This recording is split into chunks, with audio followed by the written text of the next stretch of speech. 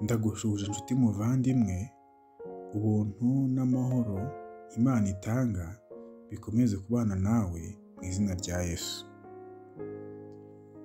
Mbese wumva hari igihe wiheba, ukumva hari igihe ucitse intege, ukumva nta byiringiro ufite byo kubaho, ibyiringiro by'ejo hazaza, ukumva hari ko Imana yaba yaragutaye? Mbese hari igihe ujya uheranwa n'agahinda ukibaza yuko ahari ku isi uri wenyine nta muntu ufite wo kugufasha? Ndagira ngo uyu munsi wa none usobanukirwe neza yuko Imana ishobora byose, kandi Imana igukunda nk'aho ari wowe muntu wenyine uri kuri ino si. Mbese ibyo wabyizera? Mbese ibyo ushobora kubyumva? Imana yaremye umuntu imukunze ndetse imurema mu ishusho yayo. Hanyuma Satani, umwanzi w'ibyiza, Satani utatwifuriza icyiza, yivanga mu buzima, yivanga muri gahunda Imana yari yatekereje gukora, maze guhera ubwo umuntu atangira kugerwaho n'ibibi, atangira kurira, atangira kugira umutima uhagaze, atangira kugira agahinda, ndetse atakaza ibyiringiro byo kubaho. Ariko Imana mu rukundo rwayo no mu bushishozi bwayo ndetse no gukunda ikiremwa cyayo, ahari wenda nyuma y'aho umuntu akoze icyaha akajya kure y'Imana, byarashobokaga yuko Imana yarimbura burundu ikiremwa muntu, ikongera kurema bundi bushya. Ariko Imana ishimwe kandi ihabwe icyubahiro ko atari ko yabigenjeje, ahubwo yo ubwayo yiyemeje kuza gucungura umuntu yaremye. Nuko Imana mu butatu bwayo yihindura umuntu, ifata umwanzuro wo kumanuka ikaza ikegera umuntu, igasanga umuntu muri bwa bunyacyaha, igasanga umuntu muri kwa gucumura arimo yivuruguta mu byaha. Nuko Imana ifata umwanzuro wo kumukiza, wo kumubohora, wo kumubatura. Nshuti muvandimwe, nagira ngo nkubwire amagambo y'ihumure, nagira ngo nkubwire amagambo yururutse umutima yuko Imana igukunda. Mbese urabyizeye? Mu gitabo cya Yohana, mu gice cya 3 ku murongo wa 16 tuhasanga amagambo y'ihumure, tuhasanga amagambo akwiye kudutera ibyiringiro buri gihe uko tubona Satani yadusumirije atwegereye. Ni amagambo meza cyane agira ati, kuko Imana yakunze abari mu isi cyane, byatumye itanga umwana wayo w'ikinege, kugira ngo umwizera wese atarimbuka, ahubwo ahabwe ubugingo buhoraho. Kuko Imana itatumye umwana wayo ho gucira abari mu isi ho iteka, ahubwo yabikoreye kugira ngo abari mu isi bakizwe nawe. Nshuti muvandimwe, ayo ni amagambo akwiye gutera ibyiringiro iteka buri gihe, igihe tubonye Satani yuko yatwegereye ndetse ari bugufi gukora ku buzima bwacu, ari bugufi gukora ku bugingo bwacu.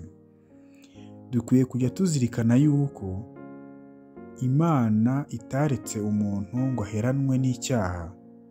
Imana itaretse umuntu ngo igihe yari amaze gukora icyaha ubuzima bwe buzimire, ahubwo Imana y'ubwayo yarimanukiye, yemera kuza ku isi yaremye, ariko isi ikaba yari yarononekaye, yaranduye, yarabaye mbi, maze Imana yiyemeza kuza gucungura ikiremwa kiruta ibindi, byagitwaye igiciro cyinshi kugira ngo ikireme. Ikiremwa yaremye igikunze, yiyemeza kuza kugicungura. Ngo kuko Imana yakunze abari mu isi cyane, byatumye itanga umwana we w'ikinege, kugira ngo umwizera wese atarimbuka, ahubwo ahabwe ubugingo buhoraho. Amen.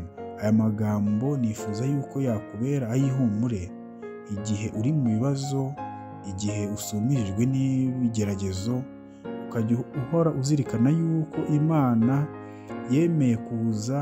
yemera kuza ku isi ije gucungura umuntu, ikiremwa muntu.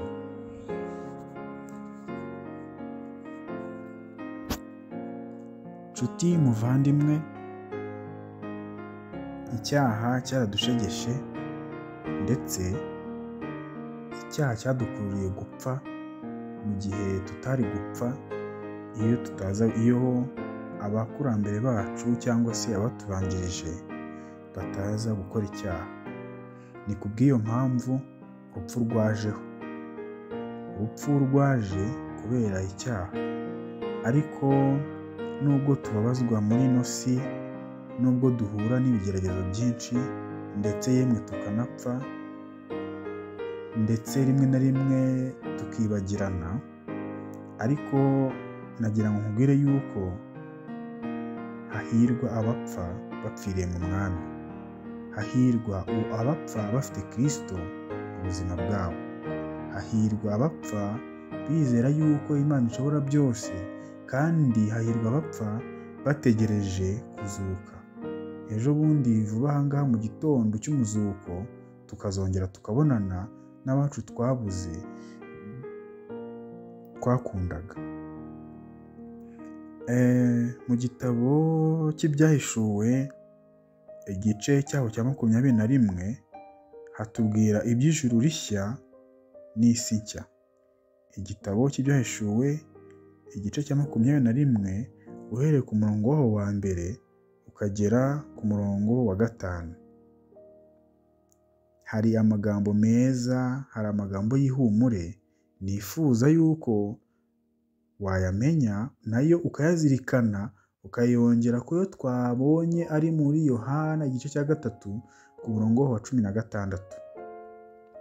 Ibyahishuwe 21 haratubwira ngo, mbona ijuru rishya n'isi nshya, kuko ijuru rya mbere n'isi ya mbere byari bishize, n'inyanja yari itakiriho. Mbona ururembo rwera Yerusalemu nshya rumanuka ruva mu ijuru ku Mana, rwiteguwe nk'uko umugeni arimbishirizwa umugabo we. Numva ijwi rirenga rivuye kuri ya ntebe rivuga riti, dore ihema ry'Imana riri hamwe n'abantu, kandi izaturana nabo bazaba abantu bayo, kandi Imana ubwayo izabana nabo ibe Imana yabo. Izahanagura amarira yose ku maso yabo, kandi urupfu ntiruzabaho ukundi, kandi umuborogo cyangwa gutaka cyangwa kuribwa ntibizabaho ukundi, kuko ibya mbere bishize. Iyicara kuri ya ntebe iravuga iti, dore ndabihindura bishya. Kandi iti, andika, kuko aya magambo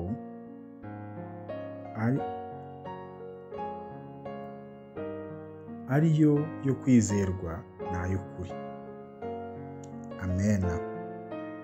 Nshuti muvandimwe, reka nkurarikire kugira Yesu nyambere, reka nkurarikire guhora mu buzima bwawe bwa buri munsi, uko dushakisha imibereho kuri ino si, uko duhigahiga ibyatubeshaho, ibyatunga abacu cyangwa ibyatunga inda zacu.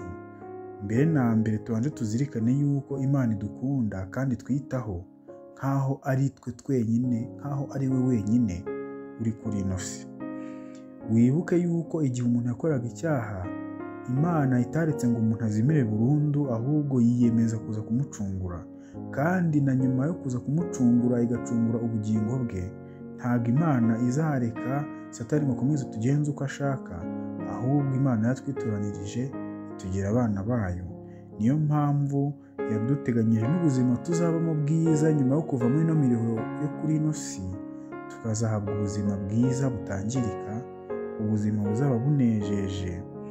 Nibyo nkwifuriza, nanjye nifuriza muri aya masaha, muri iki gihe, Imana y'amahoro itweze kandi duhe umugisha, ikomeze kudutunganya kugira ngo igihe gikwiye ubwo Kristo ari bugufi kwerekanwa ku bicu, ubwo Kristo ari bugufi kumanika gutereka intebe ye ku bicu, akaza kujonjora, akaza gutoranya ihene n'intama, akaza kuvana amasaka mu rukungu, uzabe mu mugabane mwiza w'abazagandagaza mu bikari by'Uwiteka bavuga bati ngiri Imana yacu twategereje ituzaniye agakiza.